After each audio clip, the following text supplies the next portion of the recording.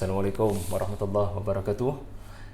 Saya gembira hari ini sebab didatangi oleh tetamu daripada Turki, saudara Imran Zaki. Alhamdulillah, topik yang kita akan pilih pada hari ini, saya harap bukan sekadar kita berbicara tentang surah Al-Hujurat. Itu yang tersurat niat di hati para pendengar semualah. Tetapi tersirat adalah juga mudah-mudahan para pelajar, para penonton di YouTube saya dapat mendekati cara Imran Zaki berinteraksi dengan Al-Quran. Barangkali itulah yang bagi saya personally lebih penting, sebab niat di hati mahu belajar sesuatu daripada insan yang Allah Ta'ala pilih untuk bermusafir, tidak sehari dua, tetapi berapa lama di Turki? 5 tahun. 5 tahun, subhanallah, pejam celik ya, seorang da'i akhirnya berkelana ke sana. Okey, Imran mungkin boleh perkenalkan diri serba sedikit Imran kepada kita punya penonton. Assalamualaikum warahmatullahi wabarakatuh. Terima kasih Ustaz Syahni Abdul Rahman. Sama-sama. Kekanda yang saya selalu kagumi dalam banyak hal, keilmuannya, karakternya yang saya pelajari sampai sekarang, alhamdulillah. Barakallahu fiik. Dan saya Imran Zaki, graduan teologi Islam di Universiti Marmara Istanbul, Turki. Mungkin ada yang mengenali saya sebagai penulis bagi buku Mendakat Kesedihan dengan Al-Quran dan juga Terbitan Iman Publication. Berdamai dengan Ketidakpastian. Itu yang terbaru. Itu yang terbaru. 2 karya setakat ni. 2 karya. Mudah-mudahan bertambah, insya-Allah. Akan bertambah. Ke depan Imran satu sedang dirangka, 2 lah sedang dirangka buat masa ni dengan Telaga Biru dan juga dengan Iman Publication juga. Genrenya adalah Genre Iman Publication masih sama, iaitu bertemakan emosi dan Al-Quran. Untuk yang Telaga Biru, dia akan pergi ke arah kajian berkenaan dengan akidah ataupun berkenaan dengan akhlak juga, moral. Oh, subhanallah. Lain dengan genre di iman. Okey. Terima kasih Imran kerana sudi untuk bersama Tadabbur Center pada hari ini. Kita nak tengok satu surah di dalam Al-Quran yang saya rasa sangat kritikal bagi kaum muslimin di Malaysia. Antara sebabnya adalah kita rasa dengan solat yang kita kerjakan, puasa yang kita kerjakan, kita sudah rasa diri kita sudah sempurnalah dalam hal beragama. Tetapi tidak sedikitlah insiden, kejadian yang berlaku pada saya sendiri di mana hilangnya penghormatan kepada seseorang sehingga bermudah-mudahan untuk mengeluarkan perkataan yang tidak sesuai diungkapkan bagi seorang yang junior kepada seorang yang senior, hanya kerana merasakan kita sudah beragama. Sedangkan surah Al-Hujurat ini, kalau kita perhatikan, ia adalah surah yang turun ketika Islam telah kuat dan berkembang. Pendek kata, segala-galanya sudah mungkin barangkali sudah 95% Al-Quran telah diturunkan. Jadi harusnya tidak ada apa-apa lagi yang perlu disentuh daripada langit. Namun ternyata hanya kerana naik suara sahaja sedikit, berbeza pandangan, berbeza pandangan antara 2 sahabat, dan kebetulan Nabi ada bersama sallallahu alaihi wasallam, hanya kerana satu insiden ternaik suara, turun hampir 18 ayat untuk menegur peristiwa berkenaan. Ya, kita tahu dalam surah Al-Hujurat ini ada pelbagai isu yang menyebabkan penurunan, tetapi penyusunan itu yang boleh kita simpulkan bila isu Abu Bakar As-Siddiq dan Umar radhiyallahu anhuma ternaik suara dalam pandangan mereka tentang siapa yang terbaik untuk menyambut kedatangan satu kabilah yang nak ziarah Nabi. Pasti ada sebab Allah jadikan itu isu pertama yang disentuh, and then barulah isu-isu dan asbabun nuzul yang lain. Imran, Hujurat itu apa? Bilik bilik Itulah terjemahannya. Tetapi bila kita tengok Ustaz, dia satu benda yang menarik. Bila Ustaz awal tadi Ustaz mula dengan era Madinah tu sendiri, era yang kita sangka seperti banyak yang sudah sempurna, tapi akhirnya diturunkan surah tentang akhlak. Dia seakan-akan menunjukkan iman dia tidak semestinya memberikan satu kerja automatik untuk merubah tindakan kita. Dia memerlukan satu latihan yang berbeza, yang kadang-kadang kita sangka dengan salat selesai semua benda.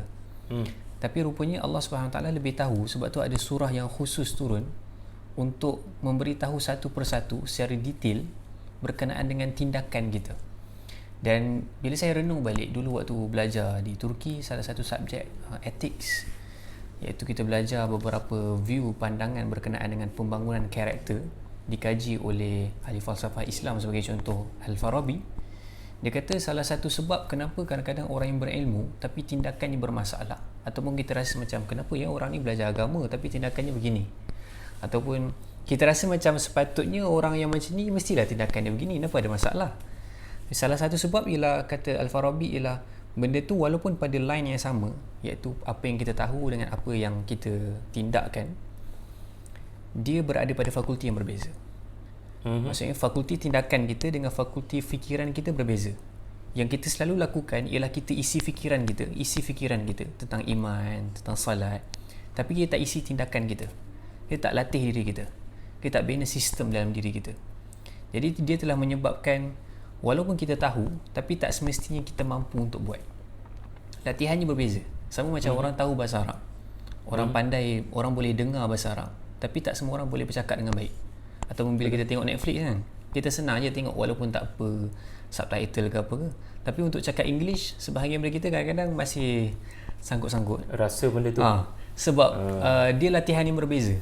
Dia bukan berlaku secara automatik. Maksudnya bila kita tahu membaca bahasa Inggeris, dia tak beri satu manual ataupun satu confirmation anugerah yang kita boleh bercakap dalam bahasa Inggeris kan. Dengar kuliah Surat Nu'man boleh faham, tapi nak deliver balik MG lah masa tu. Jadi macam perbezaan yang berlaku dalam tubuh badan kita daripada perspektif yang pelbagai ni, maka surah ni pula turun pada era Madinah. Dia memberikan kefahaman kepada kita untuk ambil berat dengan setiap perspektif yang perlu ada lah. Maksudnya bukan hanya kita belajar dalam kelas, bukan hanya kita fokus kepada pengajian iman, tapi akhlak tunggang langgang.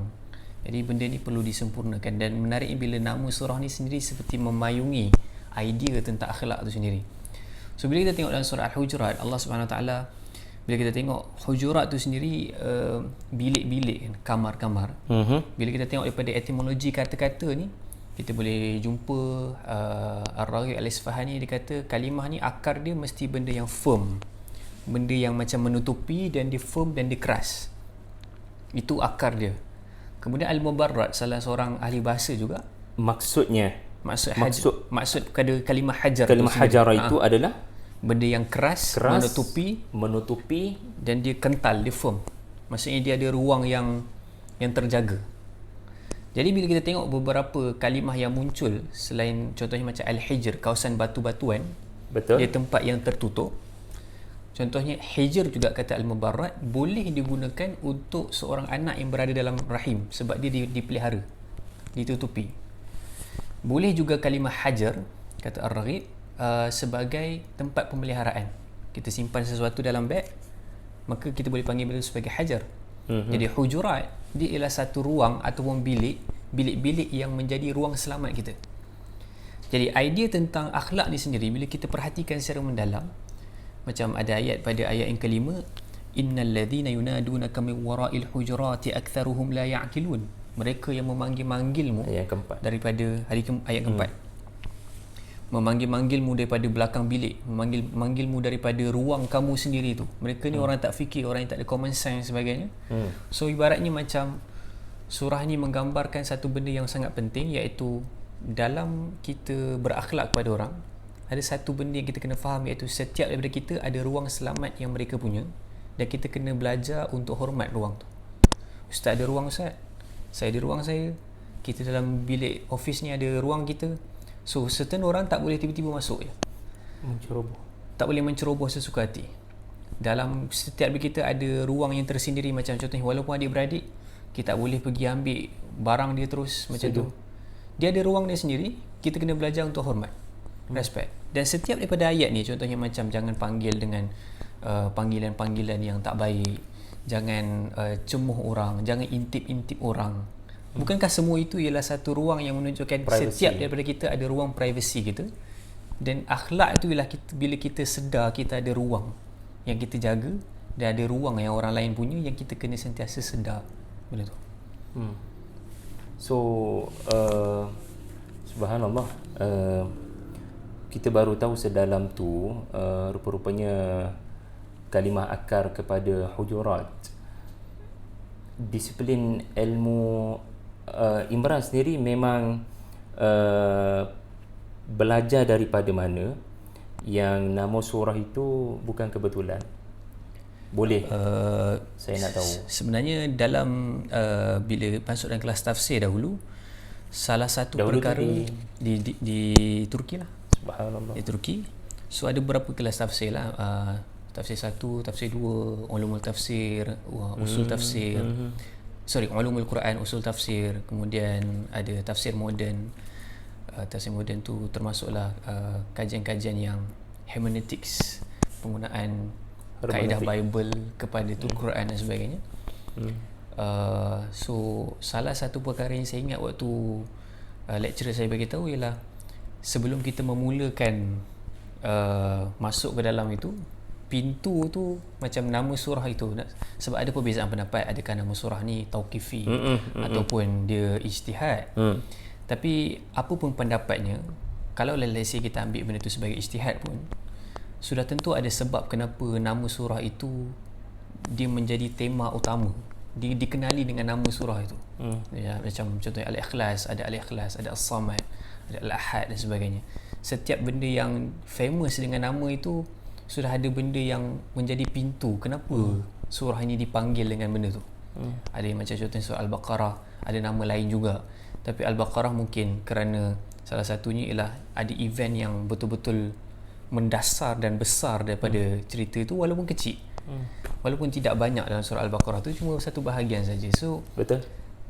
Perbincangannya panjang, tapi salah satu kunci utama ialah nama surah itu walaupun ijtihadi ataupun walaupun bukan ijtihadi, dia sudah memberikan gambaran yang besar sebelum kita masuk ke dalam pintu surah. Ada pensyarah bagi tahu ke nama kitab tertentu ke yang fokus?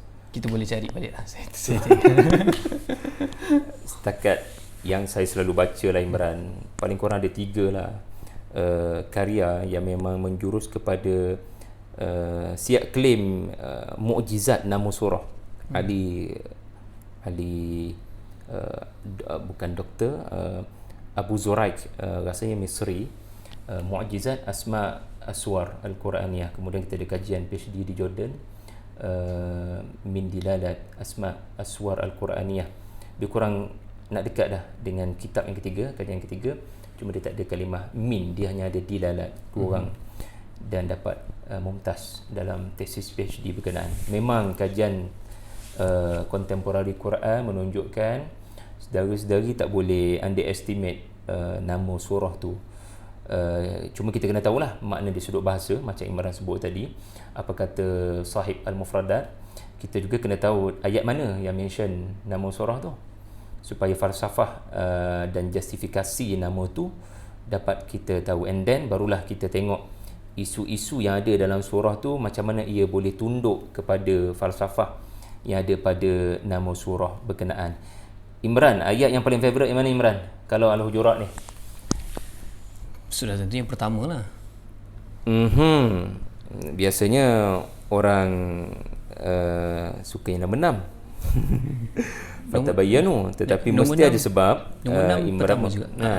Nombor 6 pun saya suka juga, tapi saya rasa yang memayungi ataupun yang memulakan perjalanan kita untuk, ialah kita kena tunduk dulu dengan apa yang Allah cakap.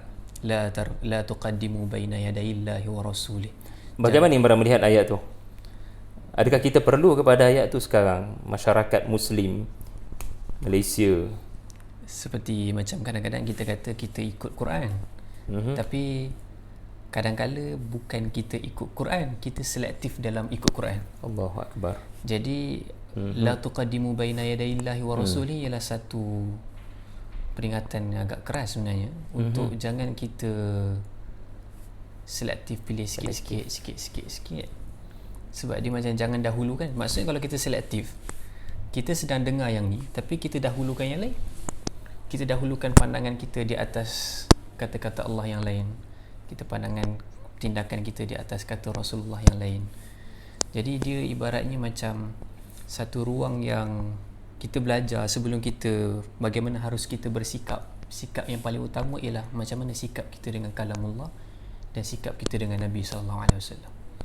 Sikap kita dengan kalamullah, sikap kita dengan Allah dan sikap kita dengan Rasulullah, dia akan bagi kesan kepada bagaimana kita bertindak kepada keseluruhan dengan masyarakat secara seluruh. Selektif, boleh tak ayat 1 ini juga dalam hal berinteraksi dengan Israeliat? Imran Zaki, graduated from Turkey, bagaimana kamu melihat Israeliat? Pandangan ahli tafsir yang memperincikan tentang Bahtera Nabi Nuh sebagai contoh, ataupun memperincikan tentang cerita Talut berkonflik kononnya dengan Daud. Komen. Saya pernah satu keadaan yang saya terus menolak Israeliat. Maksudnya saya tak terima langsung. Kemudian bila kita masuk dalam ruang akademik, kita akan nampaklah ada pemecahan dalam Israeliat. Betul. Maksudnya ada ruang yang macam kita boleh terima, ada ruang yang macam Kompromi. Grey area banyak juga, paling banyak lah. Maksudnya kita tidak pasti Grey area paling banyak. Kemudian yang ditolak itu dia ada berkaitan dengan ismatul rasul, macam benda-benda yang melibatkan maruah Nabi, kehormatan Nabi dan sebagainya, maka benda itu ditolak di atas sebab prinsip dan sebagainya. Tapi saya pernah ada satu soalan saya tanya waktu belajar Al-Muharrar Al-Wajiz dengan Syekh Mahmud. Nama dia tu Turki. Dr. Sulaiman Nasir.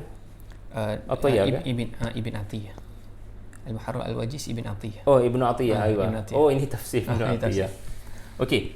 So soalan saya waktu tu ialah dalam kitab ni ada tafsir tak? Dalam kitab ni ada Israeliat tak? Kemudian dia kata, Imran, soalan kamu patutnya lebih ke depan. Dia kata, sebab kita dah pernah belajar, sebelum kita belajar kitab ni, kita dah belajar cara kita deal dengan Israeliat. Dan Imran rasa macam ada certain Israeliat yang boleh diterima berdasarkan beberapa syarat. Soalan Imran yang lebih tepat ialah, sebab kita waktu kita baca tu nampak ada Israeliat, sebenarnya patutnya Imran dah kena tahu tentang Israeliat, tapi kena cakap Israeliat daripada kitab ni datang dari jalur mana dan macam mana kita nak engage dengan Israeliat yang ni. Itu soalan Imran yang lebih tepat. Just be more specific lah maksudnya. More specific maksudnya, jangan terlalu simplistik. ada Israeliat ke? Sebab dia macam ibaratnya kalau Israeliat ke dia terlalu umum, adakah apa orang yang nak masukkan, dia tak boleh terima langsung ke, atau dia nak tolak sepenuhnya ke? Sebab pada saya bila kita tengok pada ayat yang lain juga, contohnya macam ayat kita, ya ayuhan nas inna khalaqnakum min dzakari wa untha wa ja'alnakum syu'uban wa qabaila lita'arafu, untuk kita kenal dengan bangsa-bangsa lain dengan satu view dan pandangan yang telah memayungi dan telah berakar dengan satu masyarakat lain. So kita datang dengan Al-Quran, ada idea tentang Luqman yang datang dengan Al-Quran, ada idea tentang Bani Israel, tentang Yusuf AS dengan Al-Quran, tapi ada di satu belah di Kristian sebagai contoh, dengan pendekatan Bible yang telah berakar pada mereka, tidakkah boleh untuk kita sama-sama berkenal? Mereka tahu apa di sisi Yusuf itu, mereka tahu apa di sisi Musa itu bagi mereka. Jadi bila kita menutup ruang itu, ada Israeliat tak? Ada, tolak, tak payah baca dah. So kita telah menutup ruang untuk kita berkenalan dan memahami. Kita ada pertimbangan lain, ilmu untuk kita terima tu satu pertimbangan yang kita masuk pada ruang lingkup lain untuk kita terima. Tapi ruang berkenalan dan ruang untuk kita diskusi, dia perlu dibuka dahulu.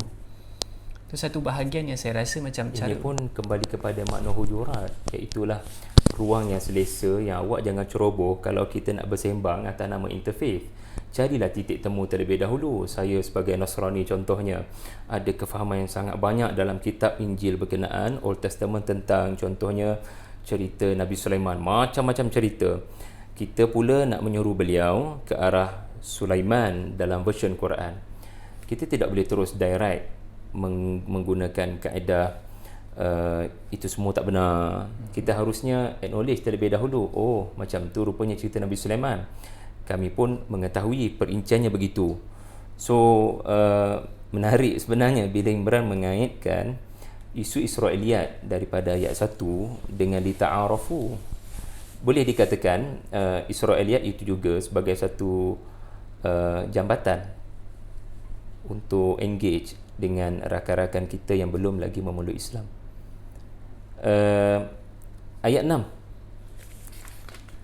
Ayat 6. Kenapa Imran melihat ayat 6 itu dalam teduhan Hujurat tu?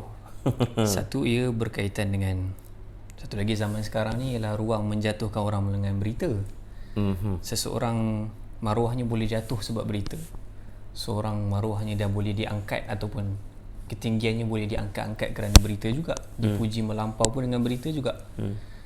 Tapi saya tertanya-tanya dengan Ustaz berkenaan dengan ya ayyuhallazina amanu in ja'akum fasiqun binaba'in fatabayyanu.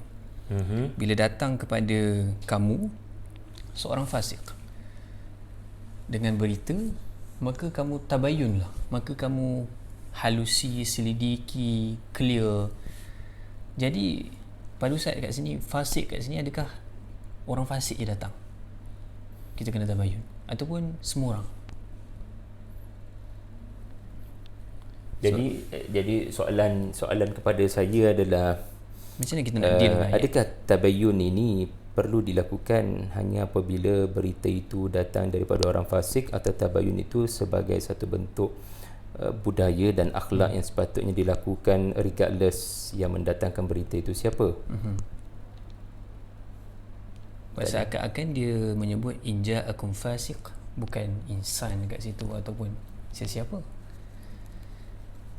Saya bila saya baca ni, saya teringat pasal hadithul ifk berkenaan dengan bagaimana Aisyah radhiyallahu anha dicemari namanya, yang memulakan Abdullah bin Ubay dengan sedikit picisan kata-katanya sahaja yang tidak berunsur kepada arah lagi pun sebenarnya. Betul-betul. Hanya sebut, oh Safwan, oh Aisyah. Tapi dia didengari oleh sahabat-sahabat yang lain, Ahlul Badar juga. Penyebaran tu berlaku, bahkan bila kita tengok dalam surah An-Nur yang sokong Aisyah radhiyallahu anha, sebahagian besarnya kepada orang yang tak sedar ataupun orang yang tidak tahu keadaan benda tu dan cuba untuk sebar.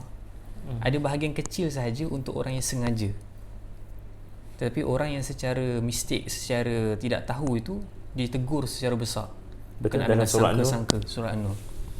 Jadi bila kita tengok balik, yang menyebarkan itu ialah sahabat sendiri, Ahlul Badar. Takkanlah mereka masuk dalam fasik. Jadi saya macam, bila saya terfikir tu, saya rasa macam adakah bila kita nak faham satu ayat ni, kat mana kita tersangkut sebenarnya yang menyebabkan kita tak nak faham. Jadi bila saya duduk lama, saya macam fikir, sekejap, fasik itu kita terjemahkan sebagai orang kerap melakukan dosa di atas istilah syarak. Atas istilah syarak, ilmu fiqh dalam pendefinisian fasik. Tapi literally dia ialah sesuatu yang rosak, sesuatu yang mereput. Yes. Jadi bila saya fikir, kalau Apple saya tinggalkan dekat office, dia boleh tahan lama, tapi kalau saya buka dia punya kulit, maka dia kita panggil sebagai fasakah. Dia akan start kuning. Jadi saya mula fikir, fasik kat sini mungkin cara dia menanggapi berita. Ada orang dia baik, tapi dia naif dalam menanggapi berita. Dia tak ada kulit yang memayungi dia daripada bertahan. Maksudnya dia dengar, dia keluarkan je. Subhanallah. Dia rosak cara dia susun berita tu. Dia just macam orang ni cakap mesti elok, lepas tu dia bersebar. Cukuplah seseorang itu bila dia dengar semua benda dia diceritakan, maka kita tak terima daripada dia. Dengan melihat makna fasik itu sebagai rosak dalam beragama, sehingga apa jua yang didengar disebarkan, kita tak akan cenderung untuk memfasikkan orang, bahkan kita akan lebih takut kepada potensi kefasikan itu dalam diri kita kan. Selama ni ayat ni adalah untuk menegur orang, tabayun dulu, jangan cepat sangat percaya, jangan cepat viral, berita tu mungkin dibuat oleh orang fasik. Tetapi bila makna fasik ini dilihat di sudut literal, kita pun jadi takut, sebab kita boleh, maknanya kerosakan beragama itu boleh dinilai dengan kesukaan menyebarkan berita tanpa usul periksa. Gitu Imran. Okey, subhanallah. Dalam Al-Hujurat ini rasanya special lah untuk penonton, rasanya bagi Imran lah. Di mana Turki dalam surah ni? Please Imran, kita tak, yalah Imran pun tak lama di Malaysia. Apa maksud? Di mana Turki? Maksudnya adalah, rasanya di mana bangsa Turki mengajar Imran yang bukan 5 hari 5 bulan lah, 5 tahun. Agak-agaknya lah mana yang paling kita Malaysia Muslim harus belajar daripada Turki. Tak ada di sini barangkali, namun Turki melakukannya. Kalau ada lah, kalau tak ada tak apa. Dan ia kebetulan ada dalam Suratul Hujurat. Pada saya akan mulakan dengan di mana saya rasa seronoknya saya dilahirkan sebagai orang Melayu pada ayat ni. Yang pertama ialah pada ayat 13 tu sendiri. Inna khalaqnakum min dzakari wa unsa wa ja'alnakum syu'aban wa qabaila lita'arafu. Salah satu sebab, baru ni saya bual dengan seorang sahabat dalam bidang sejarah juga. Turki? Kenapa Ibn Battuta sangat famous sebagai orang yang menjelajah dunia, tetapi untuk orang Malaysia di tanah Melayu seperti macam hamba saja, hawang hitam, travel di seluruh dunia tapi dia tak famous.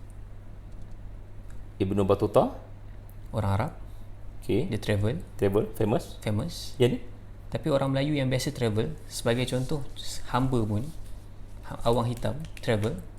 Awang hitam saya pun baru kenal ni. Tapi dia tak famous. Oh, memang ada nama awang hitam ya. Salah satu sebabnya, bila dibincangkan semula, bila kita tengok dalam literasi Arab pun, orang Arab jarang berjalan sejauh itu sangat. Orang Arab kurang berjalan terlalu jauh. Dia masih berada dalam ruang lingkup padang pasir. Dia kuat berjalan juga, tapi masih dalam ruang lingkup tu. Orang Melayu memang jenis pelayar. Sebab tu kalau kita tengok orang Melayu ataupun masyarakat Nusantara, kita senang absorb budaya. Kita boleh pakai kain. Orang Turki susah sikit nak pakai kain, sebab mereka masih melihat itu pakaian perempuan untuk lelaki. Tapi kita pakai kain. Perempuan pakai kain, kita pun boleh pakai kain. Kita boleh pakai songkok, kita boleh pakai kopiah, kita boleh pakai jubah ke mana-mana. Saya susah sikit nak pakai jubah. Bila saya pergi jubah ke Turki, kalau pakai jubah, orang Arab Are you trying to say that Malay dia lebih mudah absorb umpama cawan yang kosong Salah satu sebabnya ialah memang bangsa kita bangsa berjalan. Bangsa belayar. Melaka tu memang jenis bergerak, jadi kita senang absorb banyak benda. Dan sebab tu makanan kita pun macam-macam kita boleh terima. Kalau kawan-kawan saya datang dari Turki, ramai je kawan-kawan saya dari Turki singgah Malaysia, saya sembat sambut. Lepas dah duduk 20 hari, nasi lemak pun masih belum mampu makan. Kita perlukan 2 hari je untuk makan makanan Turki. Kita perlu 2 hari saja. Itu salah satu kita rasanya sebab keadaan sosiologi kita yang bergerak dan sebagainya, membangunkan masyarakat yang lebih senang menerima. Kaitan dengan awang hitam tu, itu contohnya. Kenapa dia tak terkenal? Dia berlayar lebih jauh. Sebab itu biasa. Bila kita biasa buat sesuatu tu, kita tak akan naik nama. Sebab itu ialah memang kebiasaan kita buat. Tetapi tidak bagi bangsa Arab. Sebab tu bila Ibn Battuta dia jadi famous. Okey, baru faham. Dan bahkan kalau kita tengok dalam kitab-kitab Arab atau kita belajar tamadun Arab, kita susah nak jumpa pasal tamadun Arab. Dekat dalam kitab tamadun Arab cerita pasal orang Melayu atau orang luar. Banyak cerita tentang mereka. Tapi kalau kita tengok pada Parsi, kita tengok pada Turki, kita tengok Melayu, kita Melayu lagi suka cerita pasal semua orang. Betul. Kita akan cuba cover daripada semua orang, cover semua orang. Tapi kalau kita tengok kita Arab, banyak daripada ruang lingkup, masih ruang lingkup Arab. Atau kalau Turki open sikit lah, sebab tu dekat Turki pun ada center untuk Malay and Turki punya pesuratan dan sebagainya. Parsi pun masih open lagi. Itu satu benda yang menarik lah saya nampak tentang diri saya sebagai orang Melayu di sini. So Imran menemui dirinya di ayat 13. Adakah Imran menemui Turki? Tapi Turki pun dah ada tadi. Jadi Alhamdulillah, saya harap saudara-saudari boleh jatuh cinta serba sedikit dengan sharing ni menerusi surah Al-Hujurat. Terima kasih banyak Imran, barakallahu fik. Okay, Ustaz mudah-mudahan Ustaz ada nasihat hujung. Pulanglah.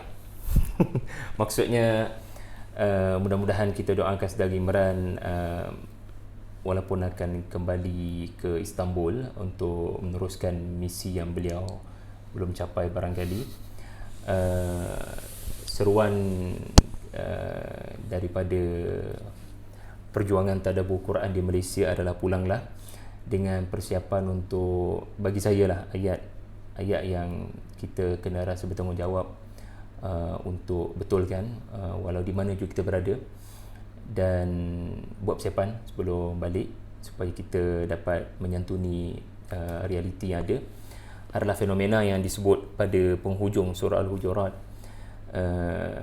iaitulah ayat yang ke-16, qul atu'allimunallaha bidinikum, di mana ayat ini saya fahaminya sebagai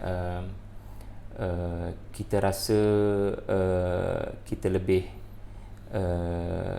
betul dalam beragama dan kita tidak bersedia untuk membuka fikiran, ditegur dengan cara beragama yang sebenar. Atu'allimunallaha bidinikum, kamu nak ajar Nabi cara beragama dengan anda semua sudah maklumlah macam mana situasi ayat ini, iaitulah qad aslamna, sekumpulan Arab Badui daripada Bani mana entah yang mengumumkan kepada Nabi dan para sahabat, kami dah memeluk Islam ni. Tapi para sahabat tidak ada yang bertakbir, tidak ada yang bertepuk tangan, tidak ada yang memberikan perhatian. Jadi bagi kabilah yang baru masuk Islam ini adalah satu situasi yang tak sepatutnya berlaku. Awak semua ni tahu tak kami ni kabilah mana? Kami ni kabilah yang tak berperang dengan Nabi. Berbanding kabilah-kabilah yang masuk Islam tu, semua ada track record yang buruk dengan kerajaan Madinah. Kita orang sepatutnya disambut oleh kalian. Tapi is this cara kamu mengiktiraf pengislaman kami? Ini bagi dia orang beragama, tapi sebenarnya sombong. Jadi kita perlu menyantuni masyarakat kita Muslim Malaysia di Selangor, kalau tempat tadabbur center, dan semua negeri yang kita ada lah. Kita tidak mahu beragama ini dinilai pada semata-mata kepada ada laungan contohnya, maka apa yang disampaikan adalah beragama. Majlis yang ada laungan-laungan tertentu itu dilihat beragama. Tetapi kalau diperhati dan diperhalusi konten itu, kadang-kadang melanggar ayat 1 yang barangkali hadis-hadis palsu dibacakan tanpa rasa bersalah. Jadi mudah-mudahan Imran diberikan kekuatanlah untuk membantu duta-duta surah Al-Hujurat di tanah air satu hari nanti. Imran, final word insya-Allah. Senanglah saya bersama Ustaz. Ahlan ya akhi, insya-Allah. Barakallahu fikum. Terima kasih Imran, terima kasih semua. Assalamualaikum warahmatullahi wabarakatuh. Terima kasih banyak Imran. Terima kasih.